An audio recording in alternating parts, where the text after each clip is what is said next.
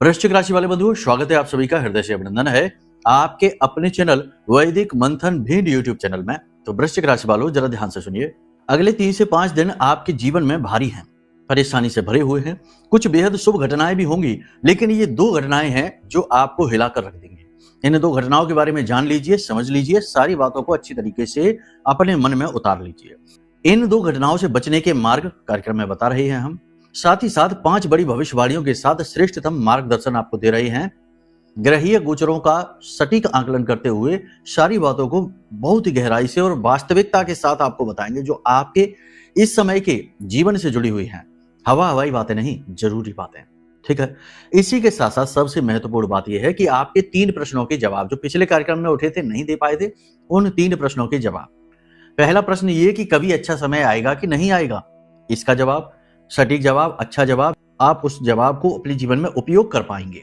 जी हाँ, ऐसा जवाब, कोई ऐसी वैसी बात नहीं, जरूरी बातें, उपयोगी बातें। इसी के साथ साथ दूसरा प्रश्न ये कि जन्म पत्री कैसे बनवाए जब अपनी डिटेल ही नहीं पता। अगर जन्म का वर्ष पता है तो समय नहीं पता, और अगर समय पता है तो वर्ष के बारे में कंफ्यूजन है, या फिर कुछ भी नहीं पता है तो कैसे पता करें जन्म पत्री कैसे बनवाएं। बनती है, बिल्कुल बनती है। समाधान हम बता देंगे, प्रश्न का जवाब आपको देंगे। ठीक है। इसी के साथ साथ तीसरा बड़ा प्रश्न, उपाय तो बहुत करते हैं, एक भी उपाय काम नहीं करते, क्या करें, सब बेकार है। इसका मतलब यह है कि कोई भी चीज काम नहीं करती है तो फिर किसी भी चीज का कोई मतलब ही नहीं है, बस दुखों को भोगो, आगे बढ़ो। तो ऐसा क्यों होता है कि उपाय फलित नहीं होते हैं? 3 प्रश्नों के जवाब, आपके भी प्रश्न हैं ये, आपको भी जवाब बहुत ज्यादा जरूरी है जानना इनके, ये मिलेंगे। साथ ही साथ एक बहुत ही शक्तिशाली उपाय हम आपको बताएंगे जो इस समय और काल पर आपको करना है। बीच बीच में जरूरी सावधानियां, जरूरी उपाय, क्रियाएं, छोटे उपाय, क्रियाएं अवश्य बताते चलेंगे। श्रेष्ठतम मार्गदर्शन आपका होगा। 3 से 5 दिन आपको बहुत अच्छी चीजें भी मिलने वाली हैं। ऐसा नहीं कि केवल बुरा ही बुरा, याद रखना, अच्छा और बुरा दोनों साथ चलते हैं। तीव्रताओं में अंतर रहता है, कभी बुराई की तीव्रता अधिक होती है तो अच्छाई की कम होती है, लेकिन होती जरूर है। और इसी का ठीक उल्टा भी होता है। तो कहने का मतलब यह है कि दोनों ही बातें होंगी, दोनों ही तरीके की बातें होंगी। आध्यात्मिक उन्नति के मार्ग खुलेंगे, आपको जीवन का बोध होगा। केवल जीवन का ये नहीं कि बस जिए जा रहे हैं, जीवन का अनुभव भी नहीं हो पा रहा है, जीवन का बोध होगा, वास्तविक बोध होगा। कार्यक्रम में कुछ गहरी और बड़ी बातें भी होंगी। बेहद महत्वपूर्ण कार्यक्रम है, इससे अंत तक जरूर देखना। आपको यह कार्यक्रम बहुत कुछ सिखाने वाला है, बहुत कुछ नया बताने वाला है। और सबसे बड़ी बात कि जो मुसीबतें आ रही हैं वो आधे रास्ते से ही वापस लौट जाएंगी, क्योंकि आप उन मुसीबतों से छुटकारा पाने का उपाय पहले ही कर लेंगे इस कार्यक्रम के माध्यम से। ठीक है। तो चलिए शुरू करते हैं आज के इस महत्वपूर्ण कार्यक्रम को। महामाई को याद करते हुए माई के दर्शन करिए, और दर्शन करते हुए पूरे भक्ति भाव के साथ कमेंट बॉक्स में लिख डालिए, जय मां बगलामुखी कृपा करो। महामाई निश्चित तौर पर आपके ऊपर कृपा कर रही हैं, तभी ऐसे महत्वपूर्ण कार्यक्रम आपको मिल रहे हैं, वरना लोग केवल इधर उधर की बातें करके और निकल जाते हैं। आपके जीवन पर असली दस्तक केवल ये कार्यक्रम देता है। वास्तविकता में आपको जगाने का, आपको ऊपर उठाने का कार्य ये कार्यक्रम करेगा। हम अपनी तरफ से प्रयासरत हैं कि ना केवल सूचनाएं दी जाए बल्कि ज्ञान दिया जाए। इंफॉर्मेशन प्राप्त कर लेने को ज्ञान प्राप्त करना नहीं कहते। गुलाब का फूल कैसा होता है, इसकी पूरी इंफॉर्मेशन आप प्राप्त कर सकते हैं। पंखुड़ियां कैसी होती हैं, रंग कैसा होता है, आकार कैसा होता है, वजन कितना होता है, कहाँ लगता है, सब कुछ आप जान सकते हैं। ये सब इंफॉर्मेशंस हैं, लेकिन ज्ञान नहीं है। ज्ञान तब आएगा जब असल में गुलाब का फूल आपके हाथ में आएगा, तो आप उसकी सुगंध आएगी, आपको उसकी अनुभूति होगी, आपको उसका बोध होगा, और वही तो ज्ञान है। हम उसी ज्ञान की बात करते हैं। ठीक है। तो चलिए, सारी बातों को आपने ध्यान से समझ लिया। अब कमेंट बॉक्स में पूरे भक्ति भाव के साथ आपने लिख लिया, जय मां बगलामुखी। अब एक चीज और है कि ये भी लिखिए कि मैं भी माई के परिवार का हिस्सा हूं, क्योंकि बिना मां के चाहे तो कुछ भी हासिल नहीं हो सकता है, कुछ भी संभव ही नहीं है। अगर आज आप हमारा कार्यक्रम देख रहे हैं तो ये भी मां की ही मर्जी है। जरूर आपके जीवन में कुछ परिवर्तन मां करने का विचार कर रही हैं, इसीलिए आप इस कार्यक्रम को देख रहे हैं। तो ये लिख दीजिए कमेंट में, मैं भी माई के परिवार का हिस्सा हूं। साथ ही साथ महाअनुष्ठान का अंतिम दिन, अगर आप भाग लेना चाहते हैं इस नवरात्रि के महाअनुष्ठान में, दिव्य पवित्र अनुष्ठान में अपनी अर्जी लगाना चाहते हैं महामाई के चरणों में सीधी, तो नंबर वीडियो में है, फोन कर लीजिए, क्योंकि 27 जनवरी के बाद ये अवसर चला जाएगा, फिर अगली नवरात्रि में आएगा। तब तक पता नहीं कहां से क्या क्या हो जाए, कितना परिवर्तन हो जाए। माँ का सहारा जब मिले, जैसे मिले, जितनी जल्दी मिले, आवश्यक है ले लेना चाहिए। तो अवसर आपको दे दिया है, नंबर वीडियो में है, फोन कर लीजिए, आपको सारी चीजें बता दी जाएंगी, कैसे भाग लेंगे, कैसे क्या आपको खुद भी क्रियाएं करनी होंगी। ठीक है, तो चलिए यहां तक सारी बात आपने समझ ली है। अब बात करते हैं अपने मूल विषय की, बात करते हैं भविष्यवाणियों की, फिर धीरे धीरे आगे चलेंगे सारी बातों को विस्तार से समझाते हुए। दो बातें यहां पर विशेष हैं जिन पर आप ध्यान दीजिए, दो बातें विशेष हैं, ध्यान दीजिए। जय माइकी बंधुओं, ज्योतिष और तंत्र विद्या के क्षेत्र में आचार्य अमित एक जाना माना नाम है। पूज्य गुरुदेव के साधनाओं और ज्योतिष विद्या के अनुभव बेहद दिव्य है। जी हाँ, पूज्य गुरुदेव ने जिसकी भी कुंडली का विश्लेषण किया और कुंडली के अनुसार उसे सटीक उपाय व महामाई माँ बगलामुखी की विशेष कृपा दी, उसके जीवन में सकारात्मक बदलाव तो आए ही है। फिर चाहे समस्या कितनी ही कठिन क्यों ना हो, समाधान तो अवश्य हुआ है। अब ऐसे में यदि आप भी अपने जीवन की किसी बड़ी समस्या से जूझ रहे हैं, जैसे कि कर्जा बढ़ता ही जा रहा है, काम धंधा और व्यापार सब रुक चुका है, रिश्ते नातों में तनाव हद से ज्यादा बढ़ गया है, पूरा जीवन ही नकारात्मकताओं से भर गया है, तो ऐसे में यही सही समय है जब आप श्रेष्ठ गुरु से मार्गदर्शन प्राप्त करें और जीवन के अंधकार को समाप्त कर दिव्य प्रकाश की ओर कदम बढ़ाएं। वीडियो में दिए गए नंबरों पर तुरंत संपर्क करिए और अपनी कुंडली का विश्लेषण व समाधान पूज्य गुरुदेव के द्वारा करवा लीजिए। देर ना करें, आपके देवी देवताओं के आशीर्वाद से ये मौका खुद चलकर आपके पास आया है, इसे गंवाना नहीं है। अभी फोन करें और गुरुदेव से मार्गदर्शन प्राप्त करें। महामाई आपका कल्याण करें। धन्यवाद। पहली बात, गुप्तता बनाकर रखिए, गोपनीयता बनाकर रखिए। चीजें अच्छी होनी शुरू हो रही हैं, और देखो अच्छी चीजें भी होती ही हैं, ऐसा नहीं है। हम फिर से कहते हैं जीवन द्विभाव में चलता है, बुराई के साथ अच्छाई और अच्छाई के साथ बुराई चलती ही चलती है। तो ऐसा नहीं है कि बस अरे हमारे साथ तो बुरा हो रहा है, हमारे साथ तो कभी अच्छा होता ही नहीं, ऐसा नहीं। अच्छाई घटित होनी शुरू होगी। व्यापार करते हैं तो व्यापारियों के लिए अच्छी खबर है, धीरे धीरे उन्नति मिलेगी, धीरे धीरे व्यापार में गति आएगी, सेल्स बढ़ेगी, पैसा आएगा, पैसे का फ्लो बनेगा। नौकरी जो लोग कर रहे हैं उनके लिए भी कार्यस्थल पर वातावरण कुछ हद तक तो पॉजिटिव होगा। वैसे तो कठिनाई अभी है, लेकिन पॉजिटिविटी रहेगी। शत्रु रहेंगे, शत्रु हानि पहुंचाने की पूरी कोशिश करेंगे, मार्ग में बाधक बनने का पूरा कार्य करेंगे, लेकिन आप उन सब से बाहर निकल जाओगे, उनसे अच्छी तरीके से निपट लोगे, जूझ जाओगे, आगे उनसे निकल जाओगे, ये बात निश्चित है। क्योंकि आपके अंदर चाहे कुछ हो या ना हो, लेकिन एक चीज बहुत अच्छी है और वह है मुसीबतों से लड़ने का आत्म बल। कितना भी कुछ भी बुरे से बुरा हो जाए, कितनी भी बड़ी से बड़ी स्थिति खराब क्यों ना हो जाए, लेकिन आप, हाँ हो सकता है कि थोड़ा सा परेशान होते हैं, रोते हैं, बिलखते हैं, दुखी होते हैं, लेकिन फिर सारी शक्ति समेट कर लड़ने को तैयार हो जाते हैं। ये बहुत अच्छी बात है और ये बात ही आपको यहां तक स्थिर बनाकर लाए हुए है, आगे भी लेकर जाएगी। इसे बनाकर रखिए, यह आपका राशिगत गुण है। लेकिन राशिगत दोष भी है और वो ये है कि गोपनीयता को भंग कर देना स्वयं ही, ठीक है, कोई और नहीं, कहीं और से नहीं, गोपनीयता भंग हो जाएगी। जो आप एग्रीमेंट कर रहे हैं, जो आप भविष्य में करने जा रहे हैं, निकट भविष्य में जो आप अभी अनुभव कर रहे हैं, अच्छी चीज है, इनको गोपनीय बनाकर रखिए। ठीक है, पहली चीज तो ये। दूसरी चीज ये कि अपने आसपास के जो नकाब लगाए हुए लोग हैं ना, इनसे बचिए। अपने आसपास के जो ऊर्जा को सोखने वाले स्पंज हैं, इनसे बचिए, ये बहुत आवश्यक है। ये आपको कभी आगे नहीं बढ़ने देंगे। आपके बटन जानते हैं, ये जानते हैं किस तरह से आपसे बात की जाए तो आप प्रभावित हो जाएंगे, किस तरह से बात की जाए तो आप काम करने को रेडी हो जाएंगे, तैयार हो जाएंगे। भावनात्मक बटन, इमोशनल बटन्स आपके जानते हैं, ये इनसे बचिए। हमेशा दुखी रहते हैं, हमेशा शोषण करने को तैयार रहते हैं, हमेशा नकारात्मक कार्यों की ओर आपको खींचने की कोशिश करते हैं, आपके पतन का कारक है। यानी कि निगेटिव, थके हुए, हारे हुए और निकम्मे नाकारे लोगों से दूरी बनाइए इस समय और काल पर, वरना आप तो उठने की कोशिश करेंगे भी, लेकिन ये आपको उठने नहीं देंगे। व्यापार में, काम में शुभ परिणाम मिलने शुरू हो चुके हैं, बस अपनी गोपनीयता को बनाकर रखना है। किसी पुरानी बीमारी के या किसी नई बीमारी के संकेत उभर सकते हैं, थोड़ा सा ध्यान देना है, अपने स्वास्थ्य का ध्यान देना है, फिजिकल एक्टिविटी को बनाकर रखना है। लोगों पर एकदम से विश्वास नहीं कर लेना है, बिना कुछ सोचे समझे। विश्वास खतरनाक होने वाला है, ठीक है। सबसे बड़ी बात यहाँ पर यह है कि अपने मनोबल को बनाकर रखिए, पॉजिटिव रहिए। हो सकता है कि जो चीजें परिवर्तित हो रही हैं वो इतनी धीमी और इतनी छोटी हैं कि वो आपको दिखाई भी ना दे, लेकिन उन्हें ढूंढिए। बिल्कुल उस कहानी की तरह की जैसे हम अपने कई कार्यक्रमों में सुना चुके हैं कि एक बार अर्जुन और भगवान श्री कृष्ण कहीं रास्ते से जा रहे थे, गुजर रहे थे, वन का मार्ग था, तो एक कुत्ता मरा हुआ पड़ा था सड़क के किनारे। दुर्गंध आ रही थी उसके शरीर में से, वो तो आनी ही है, आती ही है। तो अर्जुन ने अपनी नाक बंद करते हुए कहा कि देखो माधव, कितना बुरा दृश्य है, दुर्गंध आ रही है। तो भगवान श्री कृष्ण मुस्कुराते हैं और कहते हैं कि अर्जुन, तुम्हें उसके चमचमाते दांत दिखाई दे रहे हैं। यानी भगवान श्री कृष्ण यहाँ पर क्या कहना चाहते हैं?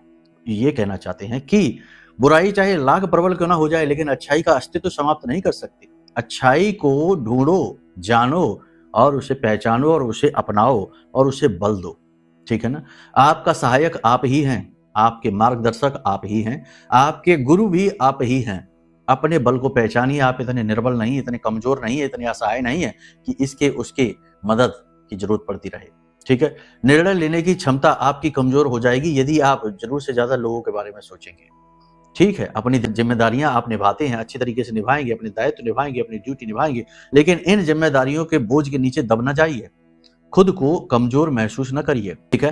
कहने का मतलब ये है कि आत्मबोध को बढ़ाइए, अपने बल को बढ़ाइए, अपने आप को पॉजिटिव रखिए। पॉजिटिव रखने वाली कुछ एक्सरसाइजेज हैं जो जरूर करिए।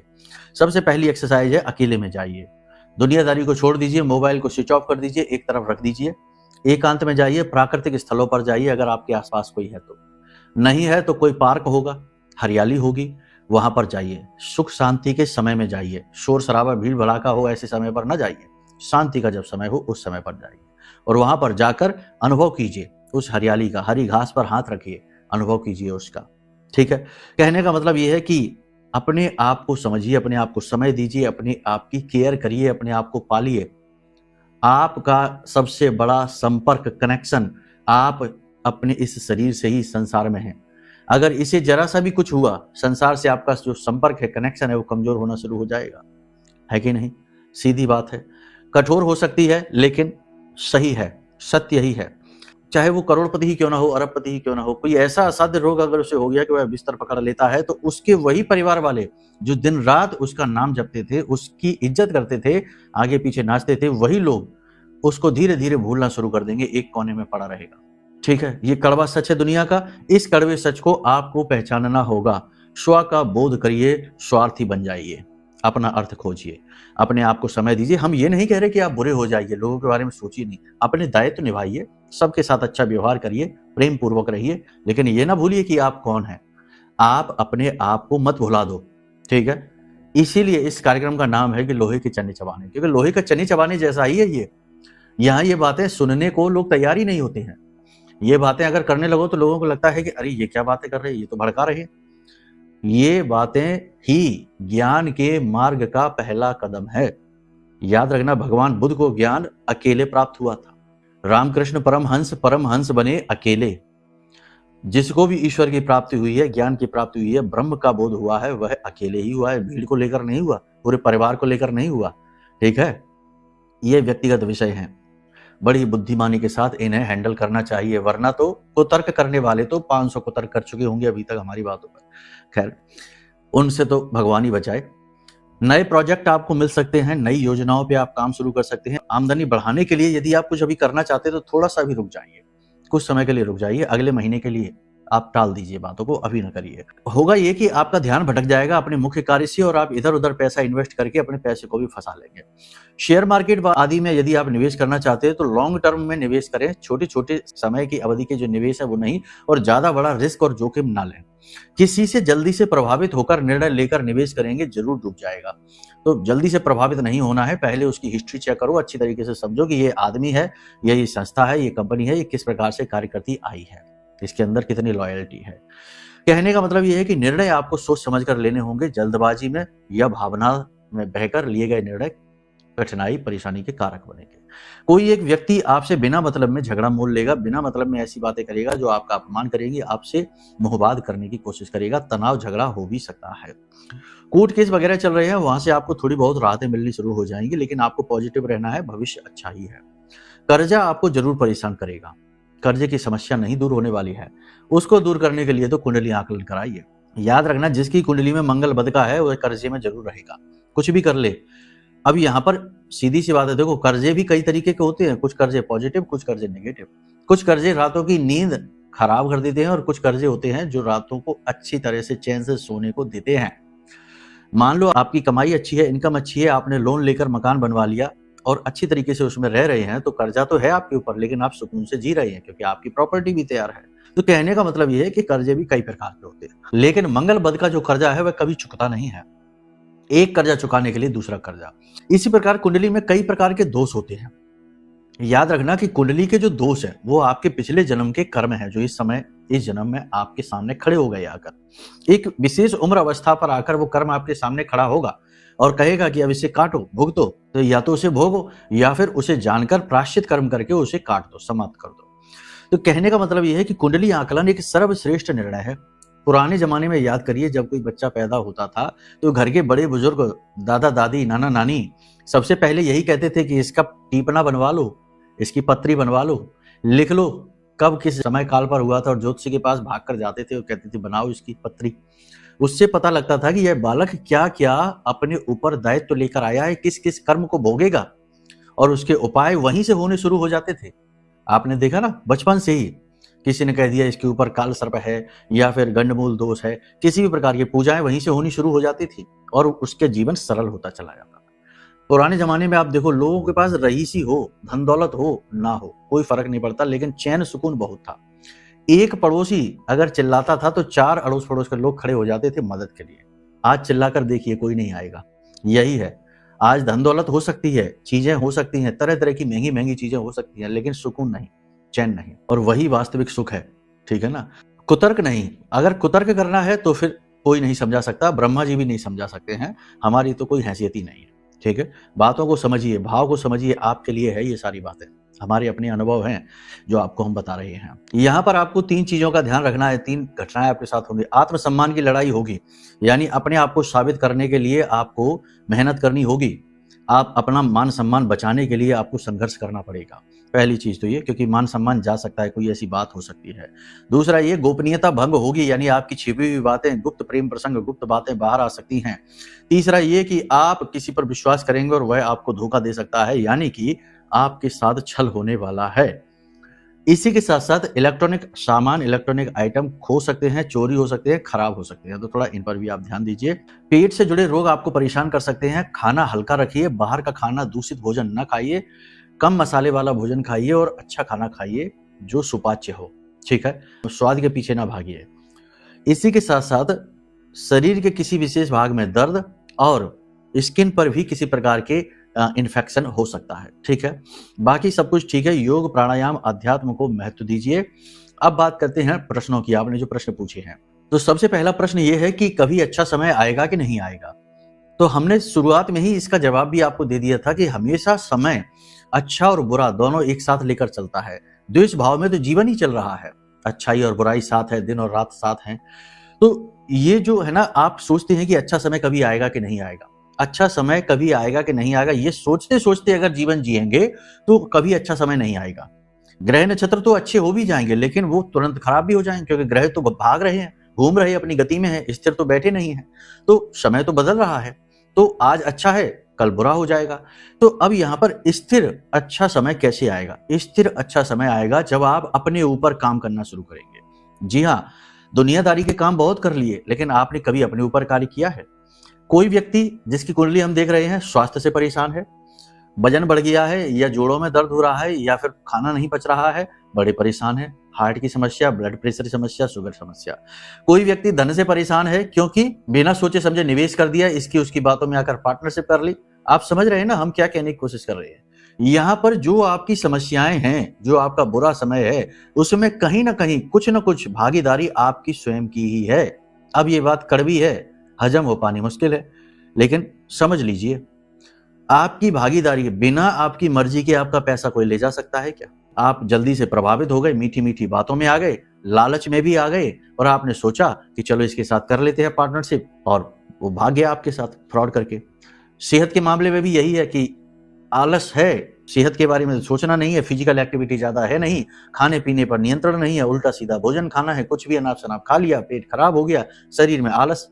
हमारा जो हाजमा है वह हमारे शरीर का पावर हाउस है, वहीं से तो एनर्जी जनरेट हो रही है ना? तो वो जब हमारा हाजमा ही खराब हो जाएगा तो हमारा शरीर कैसे चलेगा? तरह तरह के रोग उत्पन्न हो जाएंगे। तो कहने का मतलब ये है कि अपने ऊपर कार्य करिए, अपने स्वास्थ्य को करेक्ट करिए। फिजिकल एक्टिविटी, सुबह शाम जब भी आपको समय मिले थोड़ा टहलिए, कसरत करिए, लंबी लंबी सांसें, योग प्राणायाम करिए, अनुलोम विलोम करिए, गहरी गहरी सांसें लीजिए, हल्का खाना खाइए। ठीक है ना, हर वक्त स्वाद स्वाद नहीं, कभी बेस्वाद खाना खाइए। ठीक है, इसी के साथ साथ लोगों को भांपिए। आज के समय में कोई किसी का लाभ कराने नहीं आ रहा है। अगर कोई आपको बता रहा है कि इसमें फायदा उसमें फायदा, तो पहले इसमें उसका फायदा है, बाद में आपका फायदा है। तो किसी की बातों में जल्दी से प्रभावित ना हो जाइए।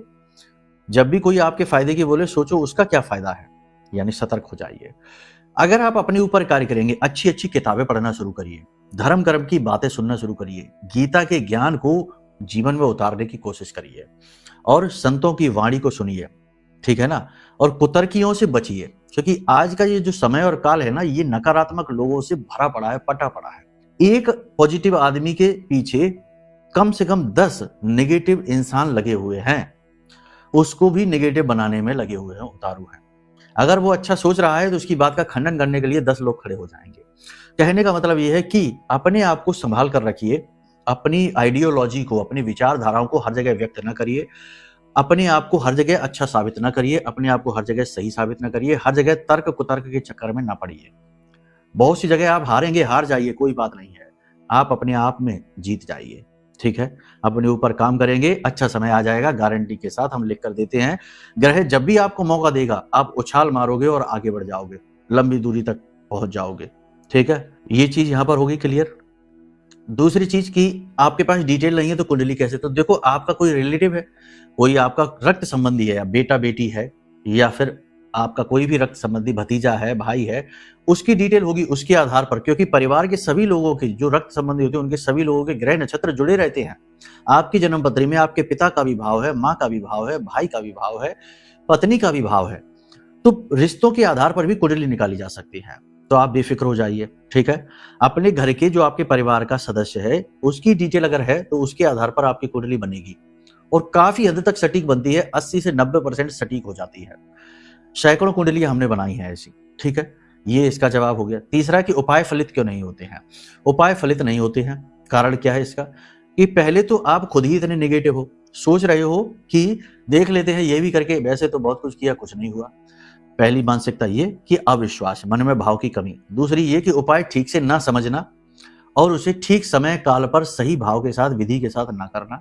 तीसरा ये कि सामग्रियां पूरी ना होना, आधी अधूरी सामग्रियों के साथ उपाय करना। तो ऐसी स्थिति से बचने के लिए कि भाई क्या करना है, पहले उपाय को अच्छी तरह से समझो, नहीं समझ में आ रहा है तो फिर उस उपाय को ना करो। सबसे बड़ा उपाय है महामाई से जुड़ जाना, ब्रह्म से जुड़ जाना, ईश्वर से जुड़ जाना। अगर आपको अपने जीवन में नेगेटिविटी से मुक्ति चाहिए तो हमने इसी समय और काल से आपको बाहर निकालने के लिए यह महारक्षा कवच बनाया है। बहुत सारे लोगों ने मंगाया है ये महारक्षा कवच, और बहुत ही अच्छे रिजल्ट हैं। मतलब कि ऐसे ऐसे रिजल्ट है कि आप सुनकर आश्चर्य में पड़ जाएंगे। कि कोई कहता है कि हमारी नौकरी नहीं लग रही थी, जैसे ही कवच आया और हमने धारण किया और हमारे पास 2-2, 3-3 ऑफर आ गए नौकरी के। कोई कहता है हम कर्जे में थे, बहुत परेशान थे और अचानक से पैसे की आवक हो गई, पैसा आ गया। बहुत सारी चीजें हैं, तो बताने चलेंगे तो दिन भर इसी में निकल जाएगा। तो इसको मंगवा लीजिए। अब कुछ तो करना ही पड़ेगा, या फिर ना मंगवाइए तो कोई बात नहीं है, हमसे बात करिए, संपर्क करिए। अगर आपके अंदर वो गुण हैं साधनाओं के, मेहनत के, तो हम आपको साधना दे देंगे। आप स्वयं ही देवी की जागृत शक्ति का अनुभव कर पाएंगे, लेकिन उसमें बहुत मेहनत लगती है, बहुत संयम, बहुत संकल्प, ठीक है। तो वो कर लीजिए। तो यहाँ पर सारे प्रश्नों के जवाब आपको मिल गए हैं। अब उपाय की बात कर लेते हैं। सबसे अच्छा उपाय इस समय और काल पर आपके लिए है, कुछ भी आप नहीं कर पा रहे, कुछ भी नहीं कर पा रहे हैं, केले का पौधा आपके पास होगा, केले की जड़ में कच्चा दूध, थोड़ा सा शहद मिलाकर चढ़ाइए और गाय के घी का दीपक जलाइए और वहीं पर बैठकर ओम नमो भगवते वासुदेवाय इस मंत्र का जाप कर लीजिए 10 से 15 मिनट के लिए। सारी व्याधियां कट जाएंगे, गुरु एक्टिवेट हो जाएगा और ग्रहों के पाप जो दोष हैं वो कमजोर पड़ जाएंगे। जैसे केतु दृष्ट हो रहा है, केतु देख रहा है चंद्रमा को, ये भी दोष कम हो जाएगा, ठीक है।